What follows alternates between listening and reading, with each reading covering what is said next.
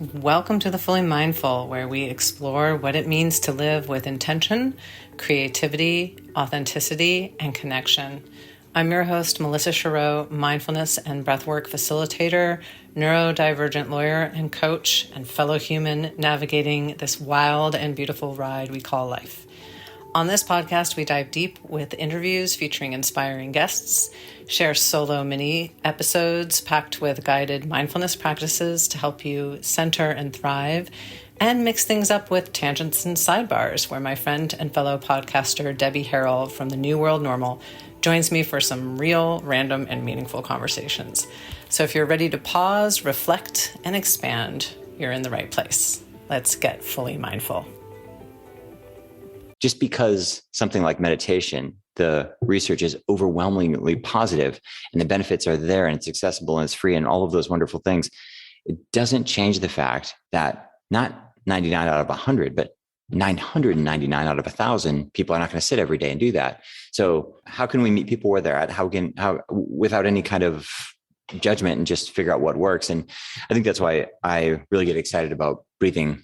It's very measurable. You can tell right away if it's worked or not. You can take a look at things like your blood pressure and your heart rate and your self-assessed feelings of well-being. And it's very predictable, a lot more predictable than other practices, which I think is what connects with people. It's also an active practice. So you can do it. It's a practice. Other practices in mind body world, it almost feels like you're being or you're observing. And that feels like quite a lot of responsibility for people at 3:00 in the afternoon.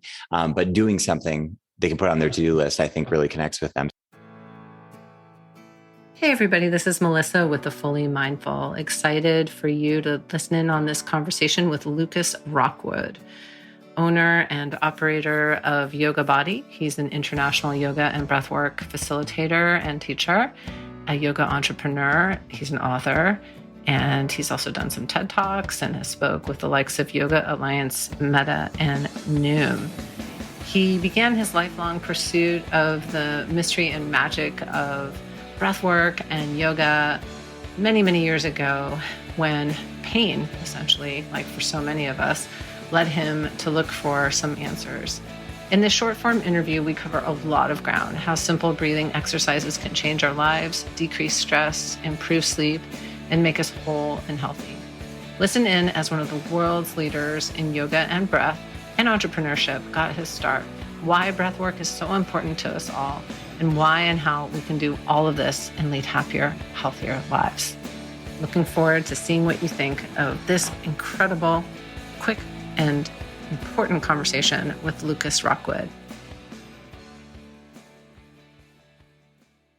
Well, hello, everyone. This is Melissa with The Fully Mindful, and I'm excited to be joined here by Lucas Rockwood. He is owner and leader of YogaBody, which is based in Barcelona, but really is international. So welcome, Lucas. Thank you for being here. Thanks for having me. I'm happy to be here.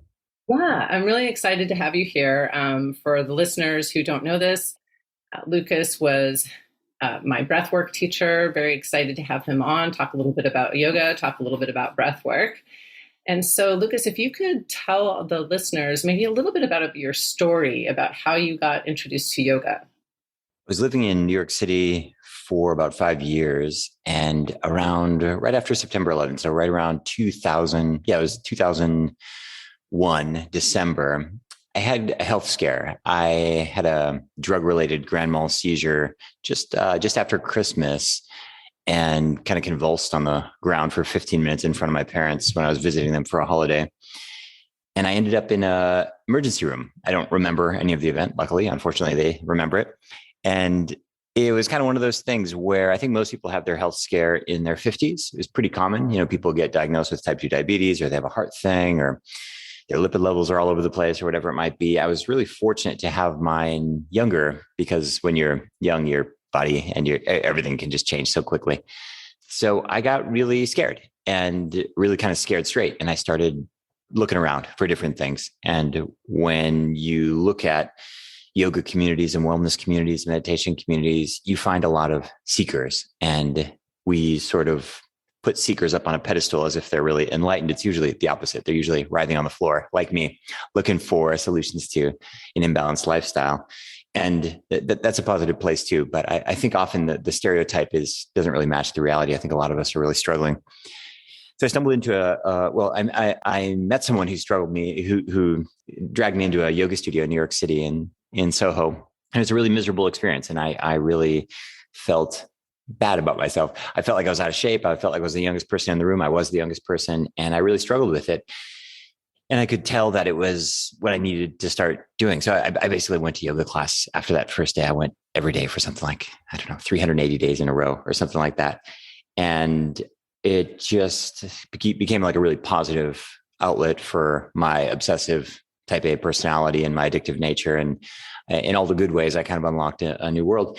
And right away, when I got into yoga class, to loop this back to breathing, all of my yoga teachers for day one, they would say, yoga is about breath, breathe deeply, breathe slowly, breathe through your nose. And that was about as far as I've got. They didn't really go much further than that. And I think I'm just really curious and on a good day, curious, on a bad day, cynical. So I always want to know, what's underneath all that? What's it all about? I couldn't really get any answers. And so I just kept asking, so how fast do we breathe, and why the nose, and what's really going on? And a lot of things in yoga, when people talk about the science of yoga, they use that phrase kind of tongue in cheek. And then really quickly, they start talking about chakras or chanting, or it gets very, very esoteric very quickly.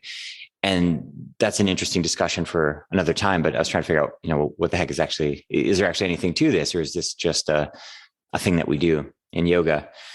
In any case, I didn't really find any answers, but I continued to practice. It helped me. The breathing helped me, of course. So I kept doing it and I kept practicing. And I got really into Ashtanga yoga and got into that community and learned some breath work there. But I met a teacher, I guess it would have been in 2005, a traditional Indian pranayama teacher who introduced me to a whole bunch of traditional practices and introduced me to the nervous system and a number of things.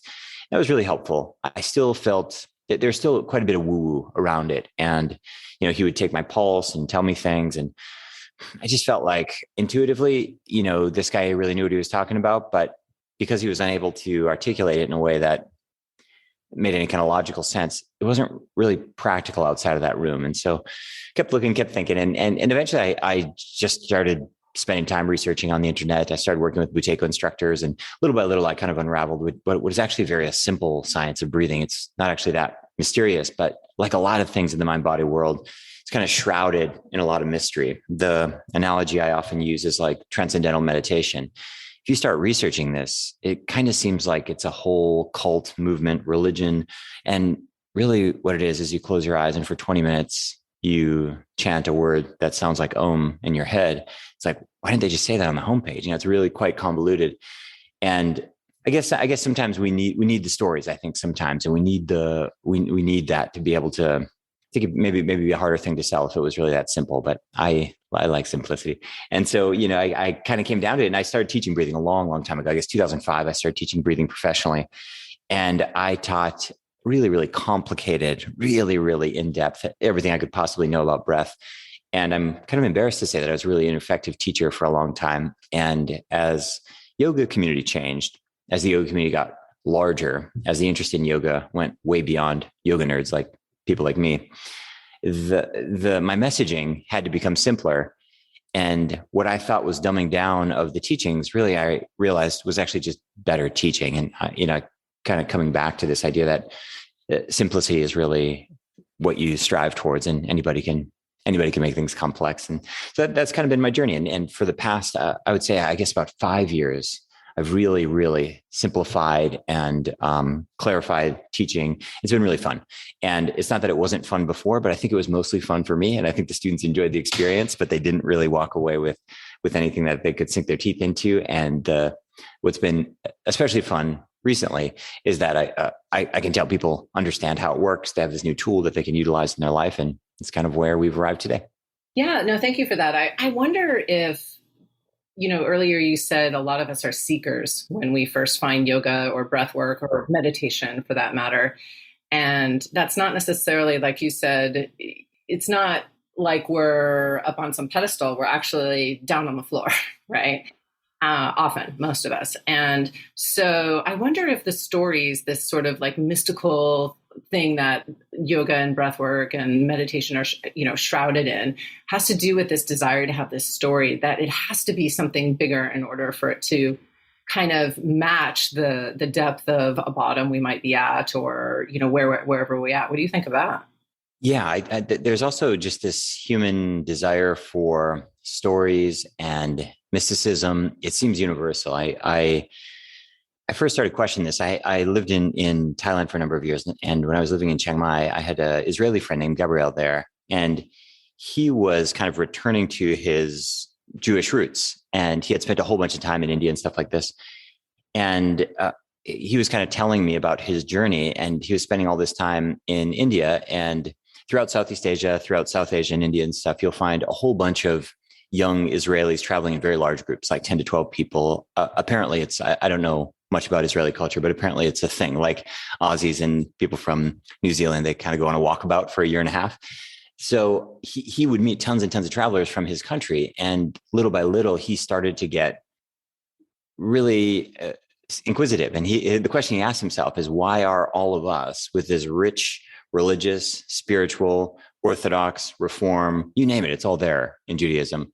Why are we all going to India to try to find Hinduism or Buddhism or something that at its best will always be something that we're trying to get a connection to, that it's not, it was a really interesting realization for him. And that story that he shared with me really helped me understand too, that we have this fascination with the other, and we get so excited about things we don't understand, and we assume that things are better. For example, I live here in Europe, and everyone in America always talks about Denmark being a wonderful place. I love Denmark. I've been there. I don't see a lot of immigration there, but it's like idealized. It's like this idea that somewhere they've got it all figured out, but it's not us. So I think that's just part of human nature. And I think the trap is when you don't have that moment that my friend Gabriel had, and you don't realize that, hey, like, it's pretty easy to immigrate to Denmark. Why are we not going? Well, we want to be here. And so what does that mean? And I think that process is also part of the seeker's path, is this moment where you realize that person up on the podium is just as flawed as me. And we're all just trying to figure this out. And I think that's an important moment that hopefully comes before you get indoctrinated and mortgage your house for the cult. Yeah, I think it's such an important piece, because we can, and I know I have certainly put people up on a pedestal and, thought that they had something that I didn't have, or, would never have. And I think, like you said, when you come to the realization that we're actually all just sort of in this together, all flawed, all trying to do the same thing. Somebody might know more about something than I do, and that's cool. And I might know something more about something than they do, and that's cool. And we can really learn from each other. And what I really love about the work that you do, whether it's yoga or the science of stretching or breath work, is that you do simplify it, and it makes it super accessible for people to understand, and I think actually do. So can you talk a little bit about your philosophy about simplifying these practices that have been previously sort of enshrouded in this mysticism, and making it more accessible for more people? The Fully Mindful podcast explores what it is to be fully mindful and present in our everyday lives, uncover our worth, and discover our purposes. I'm Melissa Chareau, the host of The Fully Mindful. I'm a neurodivergent lawyer, mindfulness teacher, and embodiment and breathwork coach. On The Fully Mindful, I interview inspiring creatives, wellness leaders, and social disruptors about how they have discovered their purpose or purposes and live a mindful and connected life. Every other episode, I also offer mindfulness and somatic practices that work for everyday people doing everyday things, so that we can thrive and be present for the people and causes we care the most about. Find me at The Fully Mindful on all the places that you listen to your podcasts. Let's take a quick break.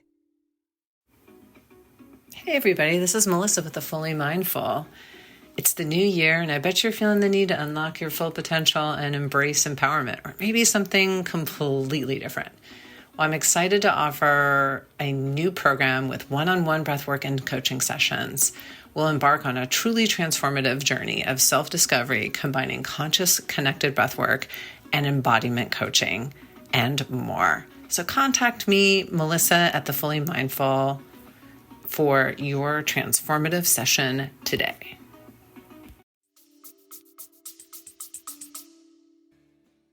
I think for a long time, knowledge was really on lockdown and it was an elite thing. It was in universities, it was in academia.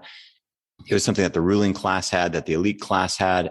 And knowledge with the internet has really been democratized, and knowledge will continue to get more and more democratized with artificial intelligence. And it just gets more and more. And when that happens, you can't add value through complexity. There's kind of been a big rug pull, and so there's really simple things like, in health and wellness, like how many people could tell you what metabolism is? Like very few, even people in the wellness industry. You go by any gym or any yoga studio and they're doing some exercise. Not that it's not worth doing or worthwhile, but almost none of those people could explain you why exactly they're doing it. Like, what's the point? What's the objective? And so this sort of add value through complexity model of adding value, I just think it's over. And I just think that people are just frustrated by it, whether it's the opaque, words of politicians, or whether it's complex nutritional language, or whether it's some esoteric system. I think people are realizing, on a day-to-day basis, all that stuff's fine, but they're just not really putting things into action. And the complexity just makes it harder, just keeps people paralyzed. That's really been my focus, just to think about, while I am infinitely curious, truly about everything, at the end of the day, there's only so many hours. And, most of those don't get allocated to the things we want them to get allocated to. So if we can make these small commitments and get really clear on what we're trying to do, whether that's disconnect and relax, whether that's spend time with kids, or whether that's work, or whether that's, work on our nervous system through breathing or mindfulness or whatever it might be. That's really where I get excited, because I don't think that any of these complex mental health, physical health, and none of these problems are going to get in any way addressed through complexity. It has to really be through simple things that we can put into action. Yeah. Yeah, I think that's right. I mean, the more complex something is, I think I did paleo for a number of years, and it can be like, complicated, right? It's like, we'll do this, but not that, and make sure this and not that. And it's just not sustainable at the end of the day, right? You might be able to do it for a while. And like you said, you can be super curious about these things, but if it's not something that you can do on a regular basis and it makes you feel good, right? You actually see results, then it's not something that people are going to continue to do. And what I've seen with your breathwork practice, and let's talk a little bit about that, is you've simplified it. You've simplified it without degrading it in any way. I mean, I think what I like about it, you use this analogy of coffee, water, whiskey, and we could talk a little bit about that. And I think what that does is it makes it super accessible and something that people can do and they understand. And it actually does something. It actually balances the nervous system, which I think is I know that's what I'm after. And I think that's what other people are after. Although I'll just go on the side and maybe we'll circle back to this. There is this whole movement about, working through trauma and rebirthing and all of that. And that's a totally different thing. We're talking about balancing our nervous systems so that we can, live our best lives, right? So can you talk a little bit about how you approach breathwork? Yeah, I guess, there's just been an overwhelming interest in mind-body practices in the past 10 years, especially in the past 5 years, meaning meditation and mindfulness and now breathing. And the reason that I think breathing has really captured the public's imagination more so than these other movements is not because it's better, but for sure because it's more accessible and more predictable. And, an example of this would be mindfulness. Mindfulness is an amazing practice with like really legitimate research and very legitimate practitioners. But people superimpose mindfulness on everything to the point where their commute is mindful, but is it? And their gardening is mindful, but really? And it is this idea, like you mentioned before, where things get degraded to the point where it just seems a little silly. It's like the Kentucky Fried Chicken ad with someone in lotus pose with their hands in prayer, which is a real thing, by the way. It just becomes kitsch, it's not really a real thing. So what happened with the meditation movement is that the interest in meditation is just overwhelming. The amount of people who have Headspace or Calm on their phone is really impressive. The amount of people who use it on a daily basis is sad. It it really is a habit that doesn't stick, and not even with meditation teachers. And this is another thing that people don't really realize. Like most of the people out there teaching meditation and running these meditation apps, they also don't meditate. It's a very weird thing. This happens in all industries, but especially in the meditation industry. And I love meditation, and it'd be great if we could all do more of it, but we're not, but we're not. And so with that in mind, it's like this real brutal honesty. It's like, why not? I don't know. We could have that discussion, and that's an interesting discussion, but like on a more practical level, what can we do? It's I like to draw parallels, and like with heart disease right now, there's this big argument that people shouldn't be medicated. They shouldn't take statins. They should focus on lifestyle things and, fix their lipid levels that way. This is true. And it's also not happening. It's never going to happen. And I don't know why. And it doesn't, it just doesn't change the underlying reality that we have this problem. And even though there is a solution there, the solution is not working. So we have to come up with something else. Maybe it's not statins, maybe it's something else, but just because something like meditation, the research is overwhelmingly positive and the benefits are there and it's accessible and it's free and all of those wonderful things, it doesn't change the fact that not 99 out of 100, but 999 out of 1,000 people are not going to sit every day and do that. So how can we meet people where they're at? How without any kind of judgment and just figure out what works? And I think that's why I really get excited about breathing. It's very measurable. You can tell right away if it's worked or not. You can take a look at things like your blood pressure and your heart rate and your self-assessed feelings of well-being. And it's very predictable, a lot more predictable than other practices, which I think is what connects with people. It's also an active practice. So you can do it. It's a practice. Other practices in mind body world, it almost feels like you're being or you're observing. And that feels like quite a lot of responsibility for people at 3:00 in the afternoon. But doing something they can put on their to-do list, I think really connects with them. So I think that's a big part of it. But we also just live in a time period where there's quite a lot of stimuli coming at us, and tools to self-soothe, I think have just never been more necessary and more important.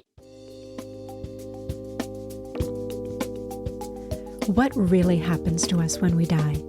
There is growing evidence that suggests we never really die, but that our eternal souls take a journey from this earthly plane to the afterlife over and over again. Join me, Kristen Taylor, host of How I Made It Through, as I interview psychic mediums and those who have had near-death experiences, as they share insights about why we are here and what we can expect when we transition to the afterlife. Yeah, I know. I was thinking back. I have a similar story or somewhat similar story. So I found meditation when I got sober. But the first, I wouldn't call it meditation in any way, but the first way that I actually connected with myself in that way was through running. And I would run and I would listen to my breath. And, people would listen to music. I was like, I can't do that. I need to listen to my breath. It was the first time that I felt really connected with my body, and it felt really good. And I think that's how I feel about breath work too. It is measurable. It's something that I am actively doing, like you said, and I can feel something that changes right there in the moment, like within 10 seconds, really. So, I remember the first time that I did alternate nostril breathing, for instance, the right way, I should say, because I've been probably doing it the wrong way for years. And it was a massive difference. And it takes very little effort. And something that can be done in a few minutes a day. I think the practice that you recommend is something like 15 minutes a day, right? And you probably get from your students massive compliance with that kind of. Exactly. Yeah. So what have you found? I know that you've studied breath work. I know that you've studied yoga all over the place. What have you found to be, I guess, the most effective for you and for your students? In terms of breathing practices? Mm-hmm.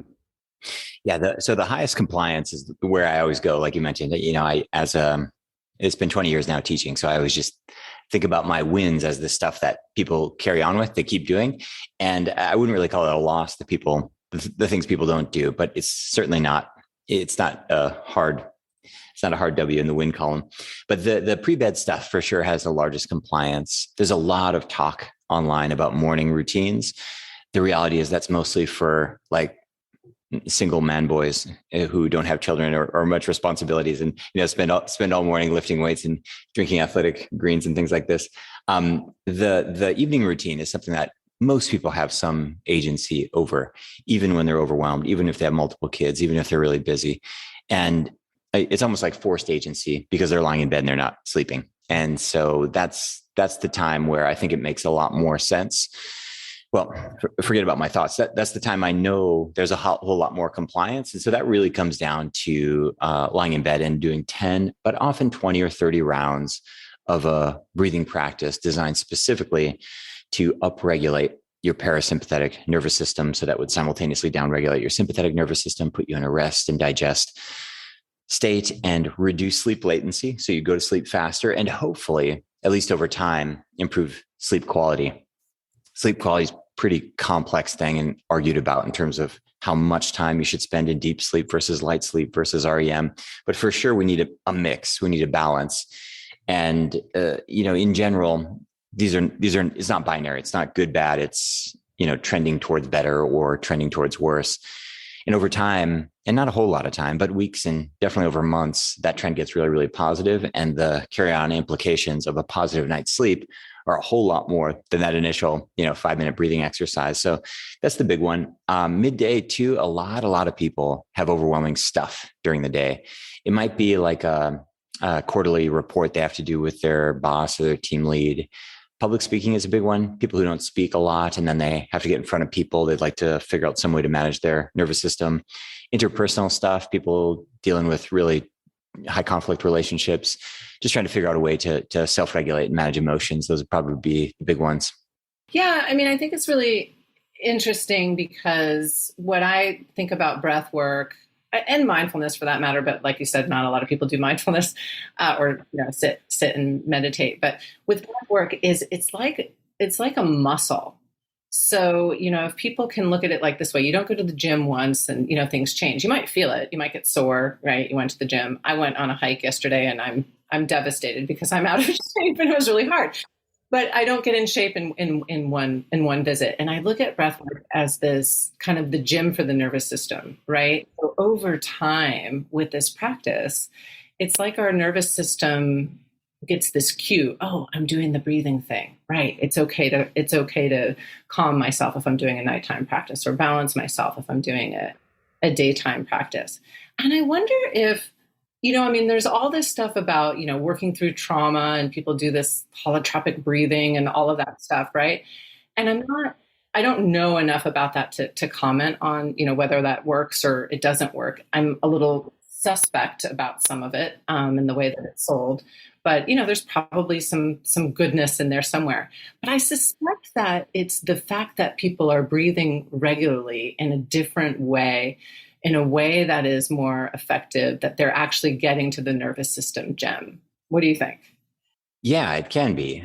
These things go in trends. And like for a long time, it was ayahuasca, and now MDMA is going to get legalized. So now people are talking about this, and it's ketamine and these sorts of things.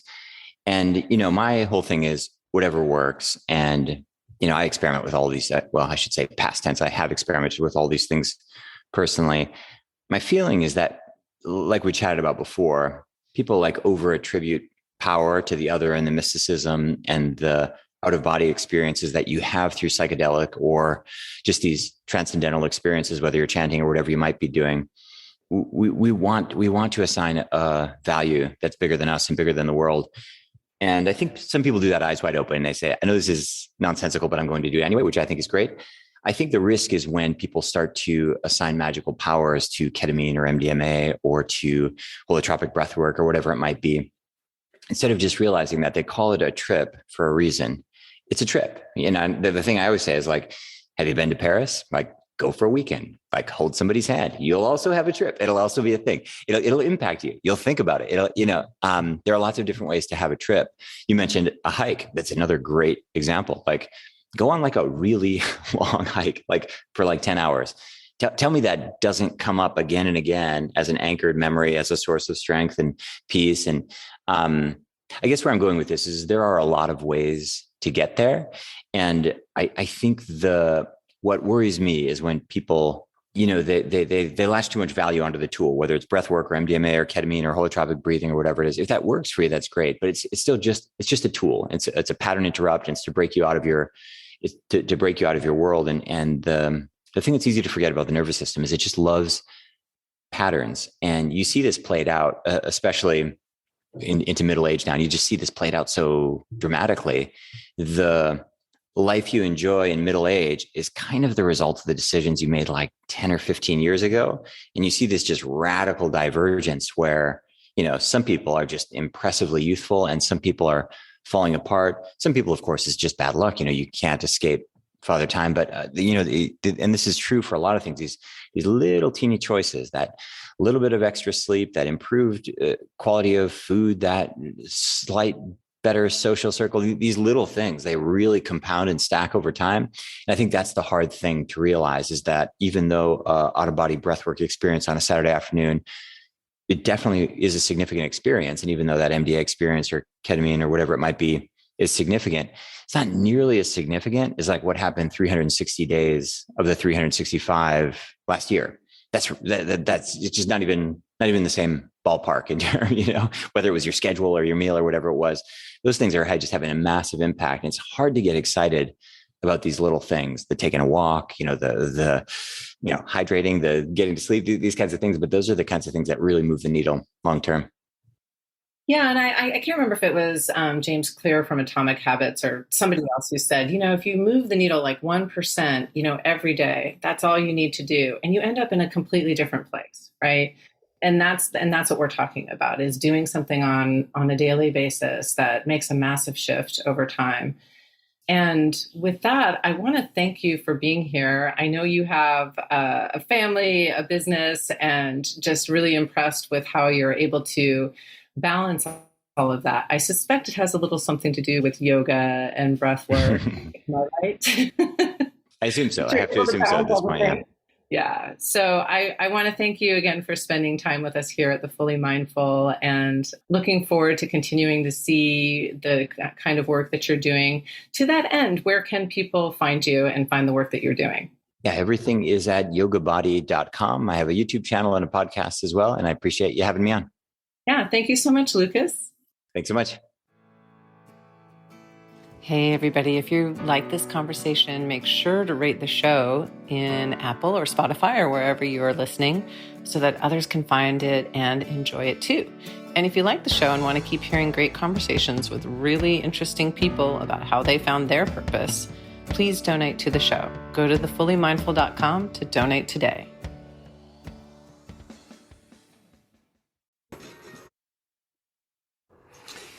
Hey, everybody, it's Melissa, and I'm wondering if you all can relate. Have you ever caught yourself procrastinating or maybe doubting your abilities, or maybe you have a black belt inner critic like I do or have had that wants to sabotage your every move with judgment and perfectionism expectations?